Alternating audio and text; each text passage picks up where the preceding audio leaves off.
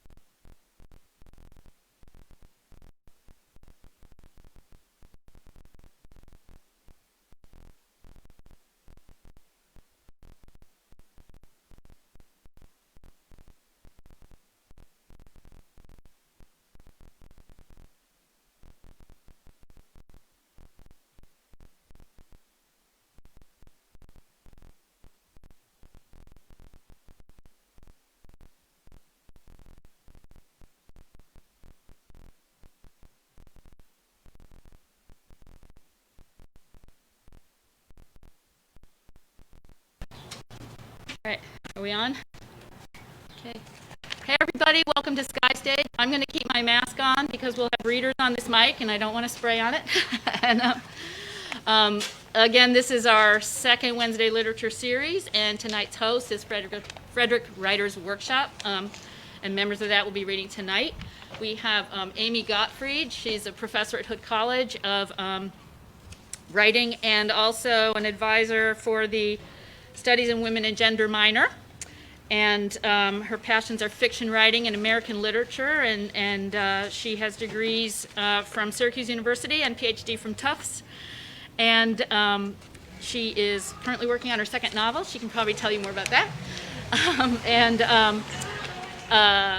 What else do I want to say? So we have just opened for events now, live, small, limited capacity events. And so we're live streaming as well, so we can reach more people. Anyone who's not from around here who happens to be watching, We're in a pre-revolutionary building show, and a few years ago, artist Heather Teresa Clark built a sculptural lattice that you can't see maybe right now that's on the left with plants, and we have an art installation in here currently too that you can check out online, skystagefrederick.com, and our whole calendar.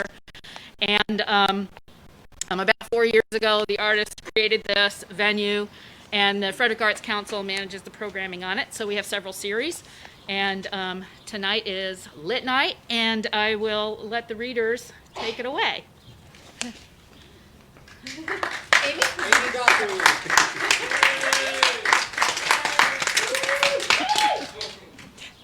Hello, so good to see all of you. I'm assuming I am well placed for this microphone, yes? I don't need to lean in or touch it. Oh, excellent. Wow, this is so exciting. Thank you. Thanks, everybody. I really want to thank two people who upended their entire evening at about 5:30 when I realized a 25-minute story was too long to ask anyone to sit through, and I dug something else out. And I grabbed my husband and daughter and said, read this and tell me if it makes any sense. So thank you, Ruth and Vince. You guys rock. And Ruth, it is just zucchini in the bowl. If you want it to have any flavor, you're going to have to put garlic and eggs and feta cheese. It's live streaming, yeah? Okay. This is a story called The Green Woman, which is the name of another story, too, that I'm going to change the title of. Bill's war could have been a lot worse. For one thing, he came back to Brooklyn alive, with all of his limbs and vitals. For another, Verna was waiting for him. After they got married, they moved into one of the little garden apartments on East 57th Street. Then came the babies. But Korea hadn't made him, to use his mother's phrase, the way World War II had made his older brother Hank. Hank had come home and made a real go of their uncle's construction business. Then he went to Long Island, where he took up martinis and smoking like he was getting paid for it. He bought a big place way out on Montauk Point, where you could see the ocean from his living room. Hank's wife wasn't overly bossy, his kids weren't too spoiled, and there was the ocean. Bill and Verna would take their own kids out every once in a while. You know, Verna said one Sunday night during the long drive back to Brooklyn, there's nothing wrong with having nice things. Of course not, said Bill, but their version of nice depresses the hell out of me. For instance, why cover your couch with plastic? At least she has a couch worth covering up, said Verna. The kids were asleep in the back seat, the car dark except for the radio's acid green glow and the amber end of Verna's cigarette waggling up and down when she spoke. It turns out Bill should have paid closer attention to this conversation. Well, hindsight, he said to himself, what can you do? At least Verna left him the kids when she walked out. You know, she told them, my home will always be yours, too. She'd gone into the city across the bridge to an Upper West Side one-bedroom that was not much bigger than the garden apartment she'd shared with Bill. The kids had to sleep end to end on the sofa, which was itchy and hard, and, said their mother's new husband, French, as though that meant you couldn't drool on the cushions. Trust me, Bill said when the kids got home. They drool in France, same as here. Still, Verna was their mother, and the new husband knew a bunch of artists and actors down in the village, so weekend visits were filled with strange little restaurants and stranger one-act plays. Nearly every Saturday night, Verna threw a raucous party for a bunch of intense people who had no sense of what was appropriate conversation for children. One night, a woman with violet-shaded eyelids and a rope of hair hanging past her bottom took a liking to Claire. Holding Claire's face between her hands, a sharp, immediate whiff of linseed oil, the woman told her that no matter what a man promised, she should make sure that before dawn he had vacated her bed. You got that, honey? Out by sunrise. No coffee, no breakfast. You're his lover, not his waitress. Claire nodded solemnly. Sunday mornings, she and Martin took turns playing bartender with the leftover glasses before Verna and the new husband would emerge from the bedroom with puffy, tragic faces and hair like tumbleweeds. Meanwhile, Bill learned plumbing and tried hard to love the two scrawny pear trees by the front stoop, trees that had spawned not one goddamn pear in the 16 years he'd lived there. Garden apartments, he told his kids, is a joke. Are a joke, said his son Martin. Yes, they are, said Bill. Look around you. You see a garden anywheres? No, what I mean, Martin began, but Bill talked over him, a thing he had to do more often these days ever since Martin had turned 11. Exactly. What's the point of calling this place a garden apartment when it has no garden? Why get a man's hopes up like that? But, Dad, apartments is plural, said Martin doggedly. Apartments are plural, son. I know you kids don't think it's important to speak properly, but it counts. Martin was doing his homework at the kitchen table, having been forced to come in from out front. He'd been explaining photosynthesis to the Spizzoli twins, who were sprawled on the little square of lawn in hopes of luring a tan from the weak April sun. Each twin crossed her legs at the ankle, right over left. Each had a halter top, one red with blue dots, the other blue with red dots. Martin had just gotten to the miracle of autumn when Mrs. Spizzoli's voice cut through the benign afternoon. "My good towels," she screeched. "What are you, the Queen of Sheba's? You can't lay on the grass like a normal person?" So the twins went in, and Martin carried his books and pencils up to the kitchen table. He could have used the little desk Bill had set up for him in their shared bedroom, but he liked an audience. His sister Claire, who did not, was sitting on the stool by the window teaching herself how to play guitar. Bill came in and took his glass of leftover coffee out of the refrigerator. Then he sat at the table and sighed. "So, it turns out the compost is going to take a little time to cook, to rot down from scraps and leaves into something we can actually use." "What?" said Martin. Claire wasn't really listening at all. She flicked her fingers up and down over the sound hole of the guitar, still hearing more fingernails than chord. "Look," said Bill, "I know you both have a lot of distractions, like the girls downstairs and whatever it is Claire does all by herself. But you gotta learn to listen when people are talking to you. For weeks I've been talking about making a garden. Now we got a couple of shovels and a pickaxe for the rocks, but the dirt's so full of crap that sucks the nutrition right out. There's no point in throwing any seeds into it yet. So we need compost, and that means we gotta build a bin." The bin would fit neatly in the 4x4 space in back, between a stunted shrub and the garage wall. Bill came home from work and dragged out the sawhorse he'd made, along with the pine boards and the circular saw, the electric drill, the screws, the nails, the braces. The street echoed with the wailing of power tools and hammering, and Bill's bellowing of the poems he'd memorized in the Army. He liked to emphasize every other syllable. "'Tis a beauteous evening, calm and free, the holy time is quiet as a nun." Or, "My life had stood a loaded gun." The saw's rotary blade made Martin anxious even before it went into motion, so Bill gave him the simpler jobs, clearing stones away, digging the sod up to level the ground. But Claire loved the saw, loved the way the vibrations thrummed down to her toes as she sliced through the pine boards. She loved the look of her fingers against the pale wood. They looked like they belonged to someone who knew what she was doing. But when Bill caught her staring at her hands instead of the saw, he ran over and yanked out the plug. "Listen," he said, "I know a guy, works at the hardware store. Great carpenter. He can do anything, furniture, houses, you name it. But he got careless once. The saw ripped right through his hand. Bill held up one hand, then snapped 4 fingers closed. Now he's got nothing but knuckles." He waved his fist back and forth. "Pretty hard to play the guitar with knuckles," he added, unnecessarily in Claire's opinion.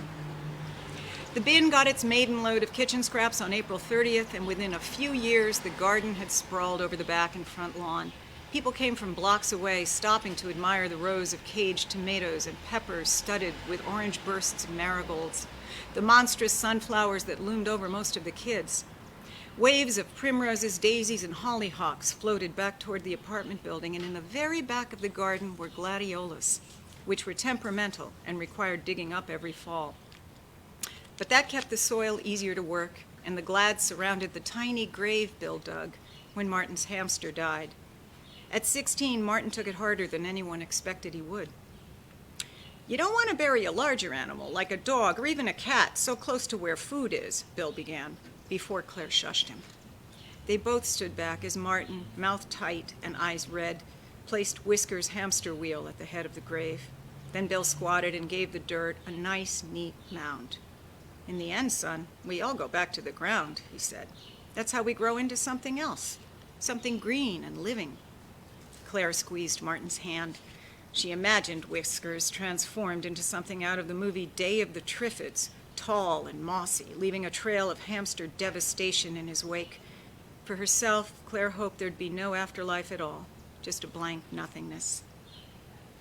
In 3 years, Martin was called up for Vietnam, a war that was far worse for him than Korea had been for his father. Claire would read later that Martin was one of 759 soldiers killed that year, just 8 months before selective service ended the draft. At first, the Army wasn't even certain he was dead. Along with 8 other soldiers, he'd been caught in an ambush, the results of which weren't clear for some months. But there had been 2 terrible letters sent from a commanding officer. Additionally, due to a bureaucratic fluke that no amount of phone calling or letter writing could change, the Army had the wrong home address on record, which is why 2 men, one in full dress uniform, the other with a chaplain's dog collar, took a cab one January morning, not to the garden apartment on East 57th, but to Claire's Coldwater flat in Queens, in order to extend the regrets of the United States Army. Their polished black shoes reflected the psychedelic posters of fuchsia and turquoise and clashed with the battered deal furniture covered with ashtrays. The chaplain made her a cup of tea in the squalid kitchen, and they waited with her until her roommates returned. The girls took turns sitting beside her all night as she held her knees tight into her chest.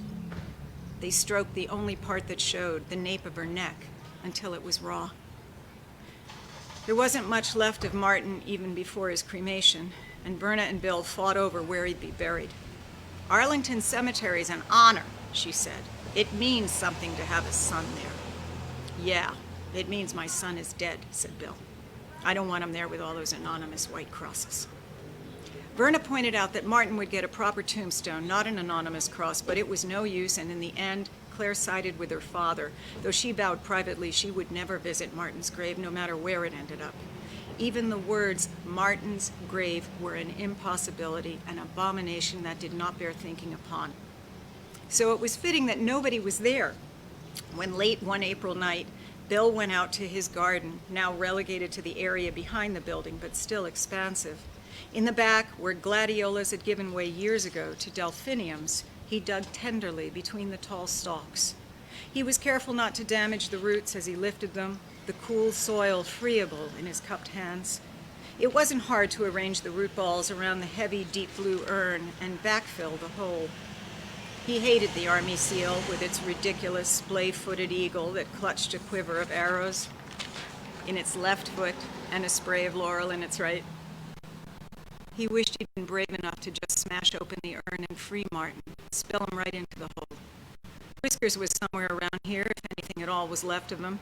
If there was any kind of comfort at all, it was that the 2 of them would find each other. Verna wouldn't be pleased, but he had no plans to tell her what he'd done. He had no idea what he would tell her. Surely she'd want a respectable grave at which to mourn respectably, but at this point he wouldn't even tell Claire.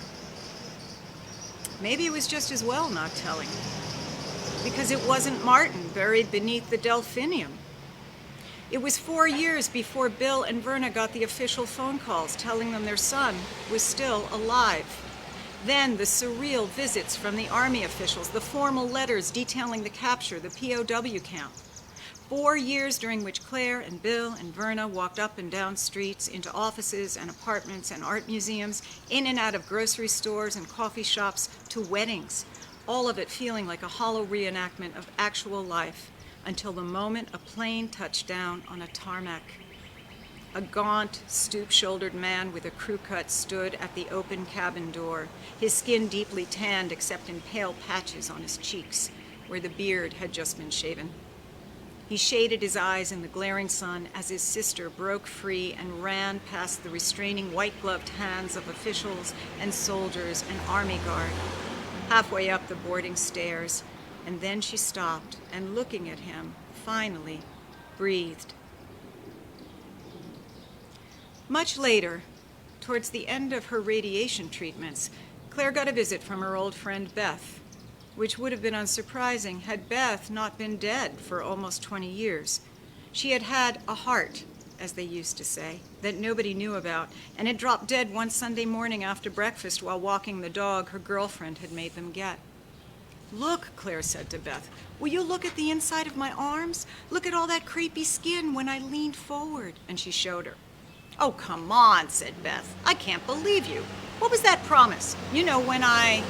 She trailed off and faded a little, the green bowl of apples on Claire's kitchen table seeming to glow through her middle. And then she came back. "At least you have skin to get crepey." It's true.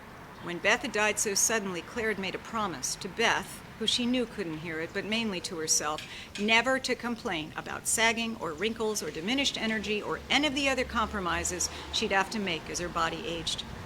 She told herself aging was a privilege, not a right, and especially not a curse. Since Beth would never get the chance to get old and wrinkly, Claire would do it for her, and gladly. Only someone in charge hadn't heard, and now at 53, Claire herself was dying, long before her own old age would really kick in.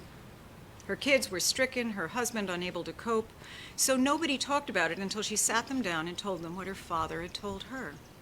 We all go back into the ground and grow into something else, something nice and green and living. It was frankly horrible when he said it, and she realized too late it was just as frankly horrible now. Too late, she saw herself as her kids would, a grade B sci-fi movie. She'd imagined a flower unfurling grimly up and up, with her father's eyeball in the middle of its ring of petals. But she'd forgotten all that until just now. It was better when they didn't talk about it, so they stopped, and the kids avoided her for the most part, which was easier. There was no reprieve for Claire at the end, no surprise announcement of mistaking identity on the part of the army. She was dying, and then was dead.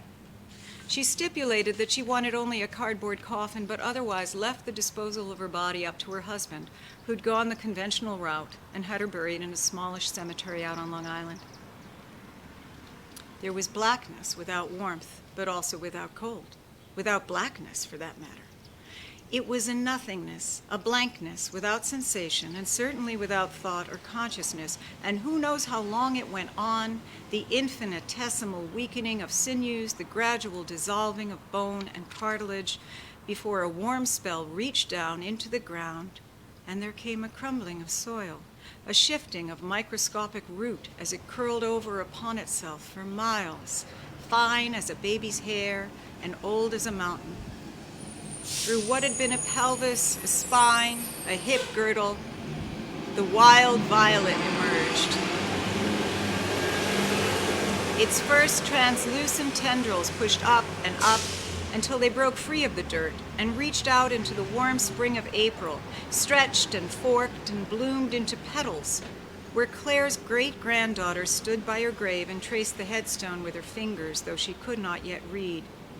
And the wild violet swayed in the wind, brushing against her ankle. Nobody noticed, not even the child, that the violet came to rest against her foot and stayed longer than anything else.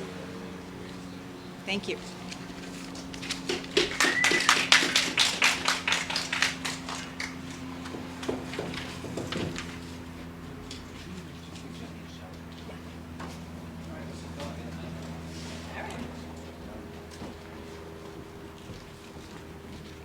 All right. Amy, thank you so much. Holy cow. I hope that there are like thousands of people watching this live stream right now because they all need to hear your amazing work. That's really, really beautiful. Thank you. Sophie, will you come up here? This is a play that I'm in the process of writing, and this is the first scene from it. And it's called Reading La Rochefoucauld in Public. Right now, I might change that. But I've enlisted the help of Gillian, Shelly, who's a phenomenal actress, and Sophie Staires, who's another phenomenal actress, to help me read this play. So Sophie, take it away. Okay. Do I need to say this? No, it's okay. Okay. You can do that. An outdoor cafe on a charming street in a charming southern town. There is a small independent bookstore next door to the cafe. It is early afternoon and the day is lovely. Sarah, a smallish woman in her early to mid-40s, is sitting at an outdoor table sipping tea and picking at a chocolate croissant. She's very lovely, maybe even annoyingly so. She pulls out a copy of La Rochefoucauld's Maximes in French. A man, Paul, is leaving the bookshop, followed by Amy. Paul is the same age as Sarah, but he looks a bit older. He's a little overweight, his hair is graying and thinning, and he looks tired. He is dressed in the ill-fitting, dark and rumpled clothes of a poet trapped in academia, which in fact he is. Amy is a bookish woman in her mid-30s. She's very touchy, very in her body, as they say. Really, I've never heard it put that way. I mean, yeah, death is like palpable in that poem. Yeah, death is palpable in everything I write, I think. In fact, I think it's palpable in everything everybody writes. Sure, okay, but don't you think... Yeah, death is palpable in everything, period. Okay, I mean, I don't know if... Okay, but your poem... My poem. It's physical, it's embodied. Embodied? It's erotic. Well, I didn't intend... I mean, fingers inside... It's hand inside my chest. Stroking a fruit? A pear that was rotting there. Yes, I suppose it's an old trope. The association or the conflation of sex and death. It's a tired, old trope, one that I would love to leave behind if I could. Oh my God, no. I mean, it works. It's effective. Your work, I love your work. Well, you're very kind. I'm looking forward to your reading tonight. So am I. Maybe we can grab a drink after it?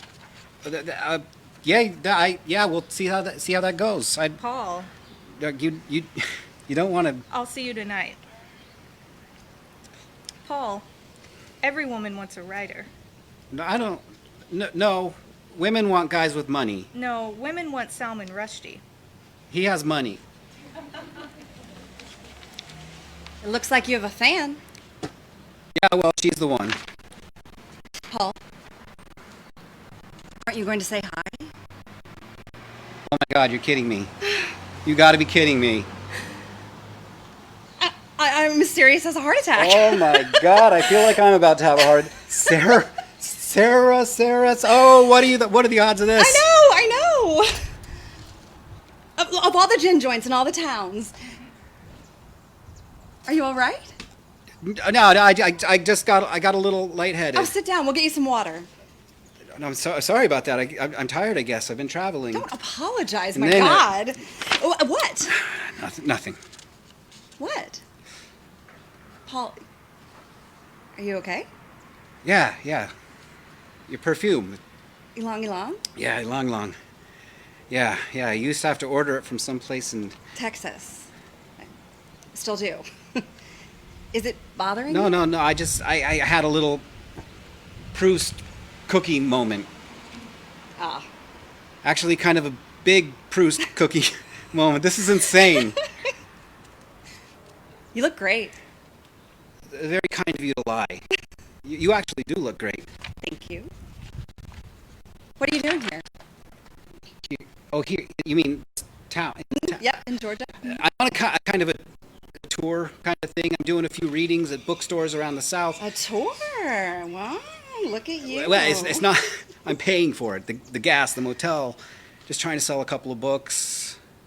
It's actually kind of a sad, pathetic gesture in the direction of a book tour. Sounds kind of romantic to me. Like, yeah, if you're 22, it probably is. What? Turn your head to the right. A little. Okay.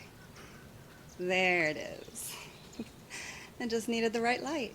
The right light. I can see him now. He's in there. That 22-year-old boy. That 22-year-old boy with the long tangled hair and the big black boots. With Walt Whitman or Nietzsche or Sylvia Plath under one arm. Those were props. Props. The books, they were props. The bigger, the better. Part of, I don't know, a carefully curated image. I didn't start actually reading them until I was in my 30s. Well, you had me fooled. I had myself fooled. And look at you. What do you have there? This? La Rochefoucauld? The Maximes? In French. Well, I wanted to brush up. On the French or the pithy aphorisms? Oh, both, I guess. Listen. Conseil la caractère d'un grand esprit de faire entre peu de pétrole beaucoup de choses. Le petit esprit au contraire, au-delà d'un beaucoup parler, éternel rendier. Well, I need to brush up on my French. Just as it is the character of great spirits, of great minds, to make a lot of things understood with only a few words, So small minds, on the other hand, have the gift of talking a lot and saying nothing. Well, how do you like that? The guy must have loved poets. And advertisers. This is going to sound a little weird, but I just read that minutes before you walked out of that store, and I thought of you. That rush of nostalgia, memories. Paul de Silva, great poet and former lover. I wonder what he's up to. Wonder how he is. Crazy, right? Great poet. I don't know about that. You are a wonderful poet, Paul. I have a little confession to make. Is it too early in the conversation for a confession? What the hell? Go for it. I have read your books. All of them. All three? Well, I'm afraid it's time you will never get back. Oh, stop it. When a new book of yours comes out, I've gone to that little bookstore right over there. They have great poetry selection. They do. And I've gotten your book, and I've come right over here, and I've sat down and ordered coffee and a croissant, and I've read it cover to cover. I suggest Twice scotch if I have time.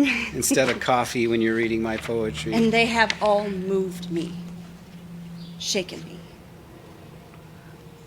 broken me even. Well, that doesn't sound good. Paul, you are an incredibly talented man. Sarah, I'm an average teacher who occasionally publishes his drivel with tiny presses that distribute books to 7 or 8 independent bookstores along the East Coast. Most likely because the owner of the press got their MFA alongside the owner of that bookshop. In fact, I happen to know that the owner of this little shop got her MFA with Gloria, who's the woman who runs the micro press that published my last book. I publish these collections of drivel so that the small liberal arts college that provides me with a tiny windowless office and pays me a pittance to teach iambic pentameter to their unmotivated but charming students. I publish these books so the college will continue to pay me. It's all theater. We're performing for each other with a proverbial wink and nod. Well, I disagree. They're not drivel. Speaking of theater, how about you? Still act? My dear Paul, I am a stay-at-home mom who occasionally drinks too much wine and recites Lady M into the bathroom mirror. Pretty well, I think. And your husband? Paul. He's a lovely man. Good. Can I ask you something? You can ask, but I don't promise an answer. The you in this book. She pulls Paul's most recent book out of her bag. You got that? That just came out today. I got it this morning, and I read it here. Wow. Yeah, and the you in these It's not poems. you, Sarah. All right, it's just... Really, it's not But how there I are write. some scenes. But the speaker in my poems is not me, and everything in them is imagined. Je est ut ultra and all that. There's some French for you. I mean, okay, but in the first Look, poem... I only have my personal And experience. in the yellow notebook I might have stolen from St. Mark's bookshop, one yellow Sunday morning, I wrote by hand all of Sappho's dirty little songs. I'm just making stuff up. I still have it. The Sappho notebook. It was one of the most beautiful gifts I've ever received. Sarah. Except it's red, it's not yellow. See? Complete fiction. And the one about Yosemite and the fallen trees, and so many poems about cigarettes on the rooftops in the East Village, and figs, and things I said, things I very clearly remember saying to you. Are you angry? I don't know. No. I don't think so. I'm just opened up. Exposed. Nostalgic. It's not really a strong enough word. We were kids. I mean, I never thought you would read those poems. I didn't think I ever crossed your mind. I was planning on coming to your reading tonight. I was going to surprise you.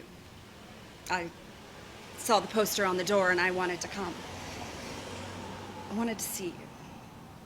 And then I thought I better read the book before I saw you. Come. I wanted to be able to say something intelligent. Come to the reading. I don't know. No, you should come. Really, I want you to come. I just think it might be kind of weird. I mean, Look, people know me this here. whole thing is already weird. We might as well ride it out. Unless, of course, you have to take care of stuff at home. No. Connor took the kids to somewhere. He took them camping for the weekend. Oh, well, wait, Connor? What? Your husband's name is Stop it. Connor? Paul. What is he, a 7th grader? He's Irish, and he's a really good guy. Of course he is. So you have nowhere to be. Let's get a drink. He waves to get the waiter's attention. I'm not much of a drinker. And never were, I guess. Well, I am. Oh, give me a beer, please. A beer? Any particular beer? Yeah, you got anything local, like a light local? Devil's Faceplant does a pretty killer Hefeweizen. Pretty killer Hefeweizen, And all right. Dumb Blunt has a great seasonal Goza if you're into sours. I better go with the Devil's Faceplant Hefeweizen. And for you? A Chardonnay with an ice cube. A Hefeweizen or a fucking Goza? Can you believe that shit? Paul. Remember when you could just get a beer? Careful, And the buddy. most exotic thing anyone drank was a Corona. You're starting to sound like an old man. I hate to break it to you. Ah, hold it right there. We are the same age, and I'm not old. I refuse to be old. You remember when we slept together the first time? Oh, so we're moving to that part of the conversation already? That was fast. Babies born after that amazing night, like significantly after that, are my students in college. I'm going to smack you. They're graduated college. Why do you do this to me? This kid getting our Don't drinks. say it. This kid getting our drinks was born way after that. If I had my wine already, I would throw it in your face. Always so dramatic. So, we're getting older, but we're not old. Devil's Faceplant Hefe and a Chardonnay with an ice cube. Thank you. Thanks, young man. Oh my God, he's not even that young. I know. He could grow a full beard. I know. He's kind of sexy. Okay, that's a little weird. I'm just saying, I am physically attracted to a boy, a man, Who was born after after the Big Bang. Nice. I haven't thought about that in so long. It's not like I sit around I was terrified. thinking about the. Wait, what? Nothing. No, what do you mean? You were terrified? I mean, yeah. Yeah, I was. Really? Why? Paul, forget it. It wasn't your first time, was it? No, not at all. I mean, there were plenty. Then I'm sorry. I don't think you ever told me this before. You were terrified of me. Yes. Of you. You were. I don't know. You were very intense. It was kind of like this focus that you had on me, this intense desire, maybe passion. I don't know. It was exciting. I was there for it. But I was scared. I had never in my life had someone look at me like that. I didn't know if I was about to have the best sex of my life or if I was going to get murdered and dumped in a lake somewhere.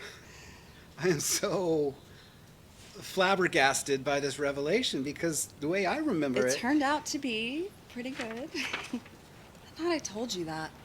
No way. I would have remembered that. Scared of me. Huh. I remember that night perfectly, and what I remember seeing in your faces. But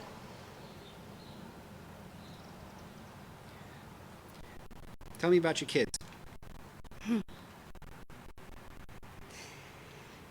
Maggie is 11. Chuck is 8. They're the best thing that's ever happened to me. Of course they are. What? What? What? Of course they are. What do you mean by that? Just tell me about your kids, for crying out loud.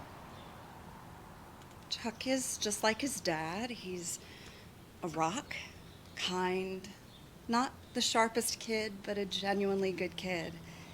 Maggie is, well, everyone says she's the splitting image of me. Spitting image. Spitting. Is it splitting or spitting? Anyway, she looks just like me at that age, and she's mean like I was. Well, you weren't mean, you were emotional. Prone to anger like I was. She is passionate. She has recently had her heart broken for the first time by some little shithead named Eleanor. I think she fell hard for her. And of course, at that age, when someone breaks your heart, it's devastating and it really feels like the end of the world. Guess it does. So she came home, apparently after being broken up with or something, and she took this little music box that her dad had given her when she was really little, and she smashed it into a huge mirror that's on top of her dressing table, and then she kicked a hole in the wall. Jesus. I know. Her dad was furious. I mean, like, ready to call the cops furious. But I don't know, it made me really sad. I mean, I know how hard I felt things then. I did stuff like that all the time.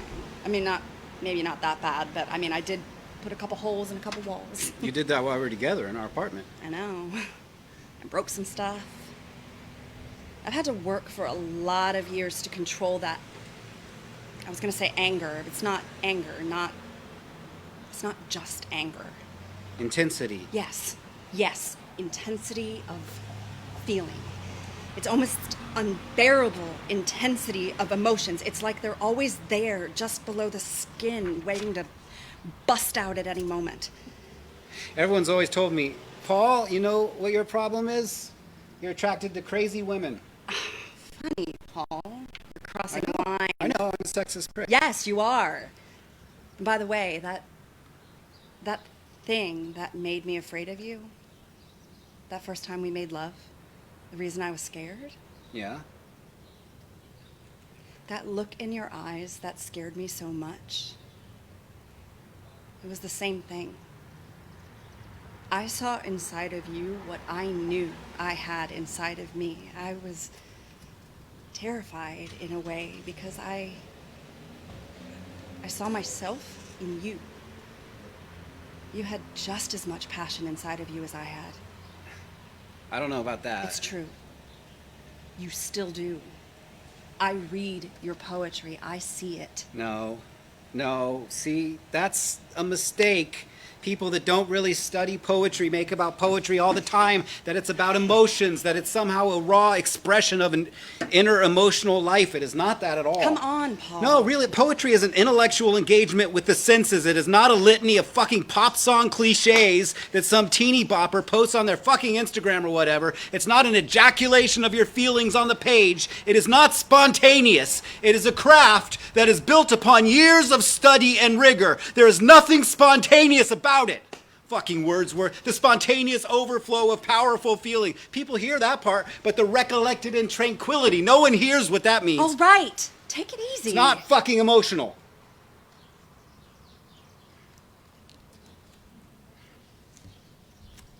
So, anyway, that's Maggie. She sounds great. She is.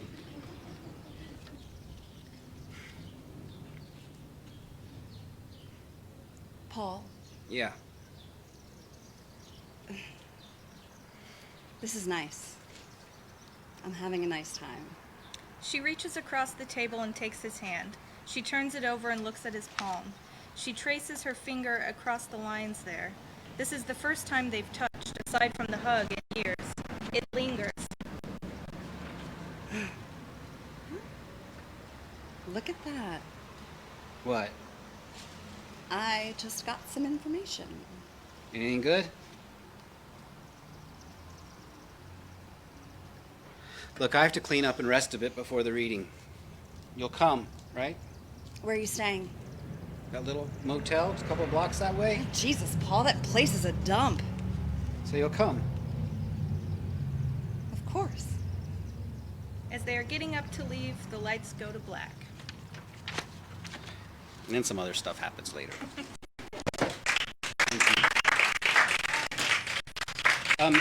Thanks everybody for watching.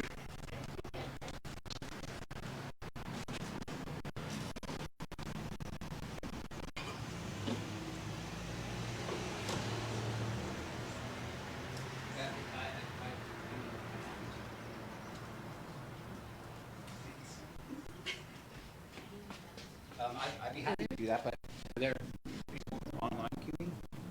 People here won't have. Actually, I could ask if anyone online watching has a. Does anyone online watching have a question for Aaron or Amy? Or Gillian or Sophie. And if anyone in here has a question, you can ask. And if anyone wants to get a drink, please do. I think Working we're hard, having guys. trouble with internet on the card reader, so it might be on the house.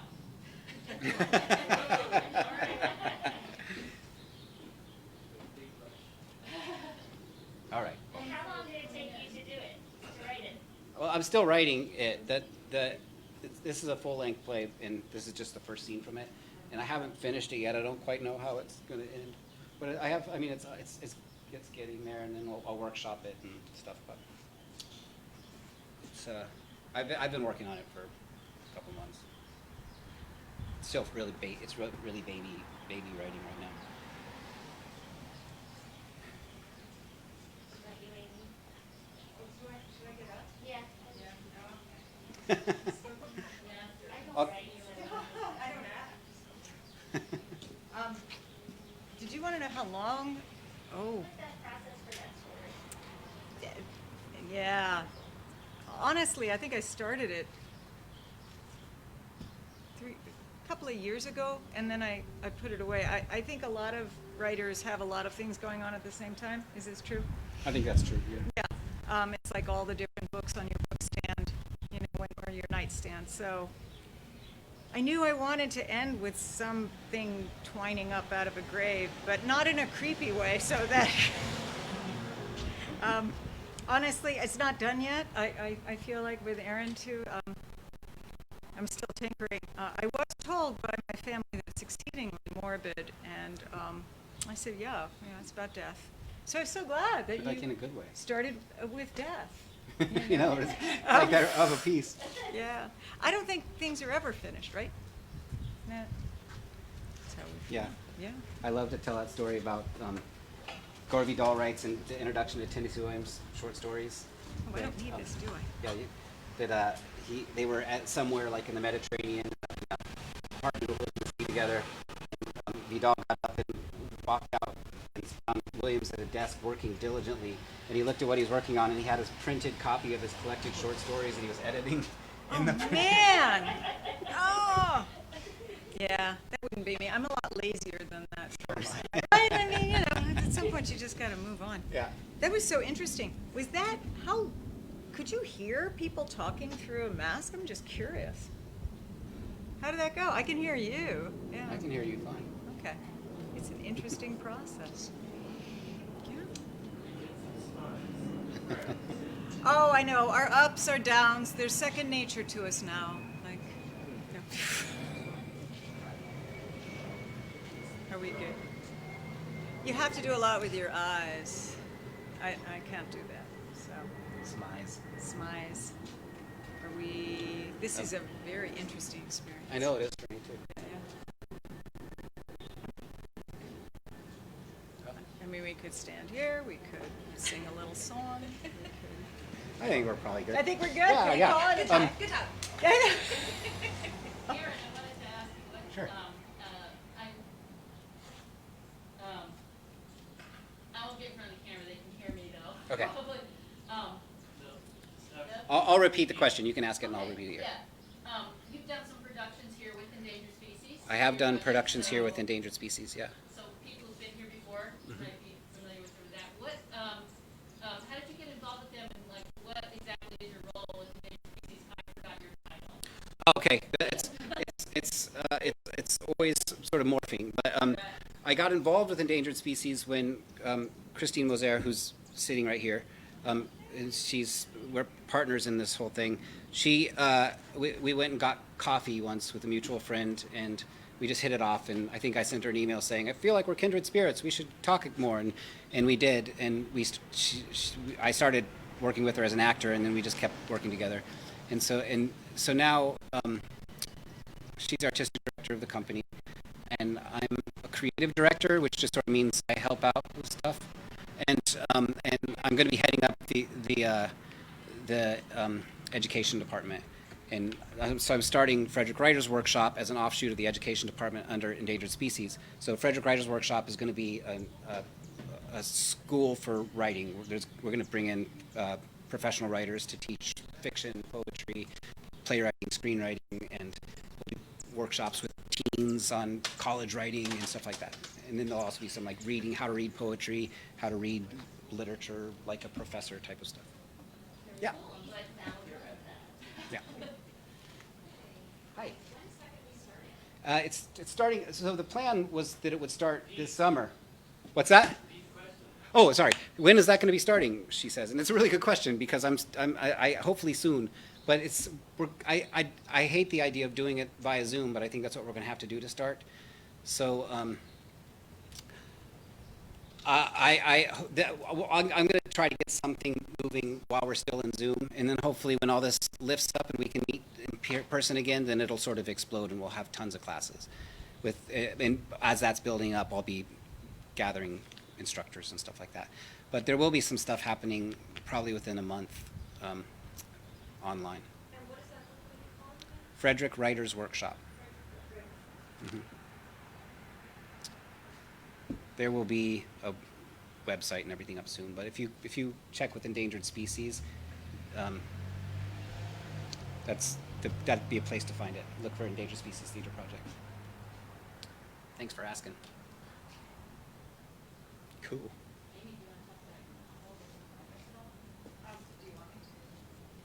Oh, okay. Here's your chance to plug. Oh, I'm so good at plugging. It just comes naturally. You should tell me and I'll plug it for you. Yeah. Oh, so the question was, can I talk about the novel that's in progress? You know, it's my third novel that's in progress. I have two finished, and I would like to say that writing them is a lot easier than trying to find a literary agent. And if people are interested in that sort of part of the business, man, alive. The one I'm writing now is my Maryland novel, though. The other two were the Northeast novels because when we moved here, we grieved for New England for about 10 years. Like it wasn't there anymore, though, that we'd left. And then now I thought, gosh, I live in this state. It might be easier to write about something I could research by walking down the street. And we live in a really interesting part of Frederick because we live near the watershed. If you live in the city, your water comes from the reservoir up the road from us, but our water comes from wells. But I promise that I never go swimming in your reservoir or boating or like apparently many people. I did not hang out there in high school with beer and my boyfriend. So I don't know. I'm assuming they have a very good purification system. Anyway, yeah, so this novel sort of takes place on our road, but I've made up everything except one thing, and it was launched, and then I'm shutting up about it. Visiting a friend in St. Paul, Minnesota, maybe 10 years ago, I heard something on the news about a woman, an elderly woman in an assisted living facility shooting one of her paid companions in the arm, which was so fascinating to me. And that stuck in my head, and then I thought, wow, what would that be like? And I don't like guns, I don't have guns. I actually am from Brooklyn, New York, where you really, if you have a gun, you're not using it for any good reason. So we did not have guns in my family, so I know nothing about them. And I have found that this whole novel is full of guns. It's got a water gun, it's got a gun, it's got a Smith & Wesson, if that's like an old rifle, and I'm feeling very awful about this now. But, no one's actually going to get killed. Yes, it is a cautionary tale. The water gun may be the most dangerous. So, Is there a way to get your other novels? I wish there would, is there a way to get those other novels? Yes, a literary agent could maybe think about, giving me a break here. Or it could be, this is the anti-plug, that they really are just terrible, but I don't think They're they not. are. Oh, There's- okay. there's- You haven't read them, how do you know? Well, I've read your writing. Oh, that's true. I'd like to get them out there. It is remarkably weird getting published, and I think there are probably things I'm not doing. But what I'm doing is, teaching and kind of trying to keep the family together and raising a puppy. And does this sound like one long excuse? No, it doesn't? Okay, good. But thanks for asking. They will get out there. They will. are good novels. Damn it. Can I say? All right. Well, thanks, everybody. Yeah, I think that's good. Okay. Oh my, it's hot. Thank you all. Holy smoke, what nice people to stand out here.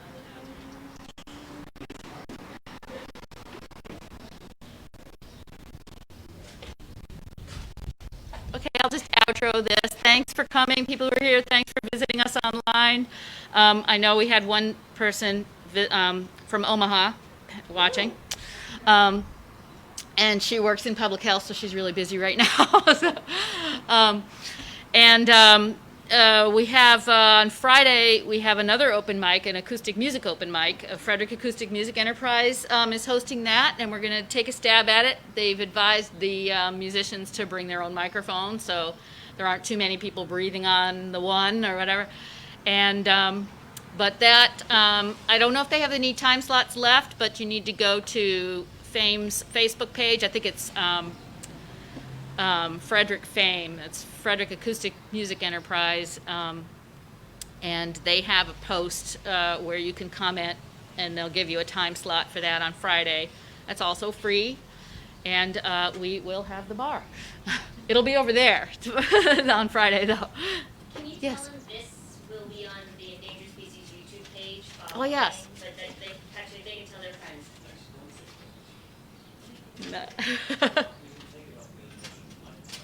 Okay. All right. So this will remain on the Sky Stage Facebook video, and it might show up in other places eventually too, if we can get it uploaded. Let's see. Is there anything else I should be announcing, Logan? Our next live stream event will be a concert with a Pennsylvania duo. And when I say duo, think Black Keys, but it's a lady drummer and a guitar player and vocalist. And I hear that just the two of them can raise the roof pretty well. So they'll be live streaming July 18th right here, and we will have an audience too, as much as we can allow with distancing. And if you're in Frederick, come on down to Sky Stage. You can see this art installation that's a little bit off camera, I believe, by Larry Cook. He's a Maryland artist and has done some pretty significant work and shown in some pretty significant places. This was a smaller budget project with the Frederick Arts Council, but it will be here probably through August. Because we're having smaller audiences, so we'll have room to keep it up. And you can see it even when the building is closed. If the building's open, you can come. The artist encourages people to engage with it and sit there and take selfies and engage with the piece. So we'll keep it up as much as we can. I think, is that about everything? Thank you so much, Aaron. Thank you so much. Professors Angelo and Gottfried from Hood College for hosting the reading tonight and doing these great readings. It's been really lovely. And everyone have a great night.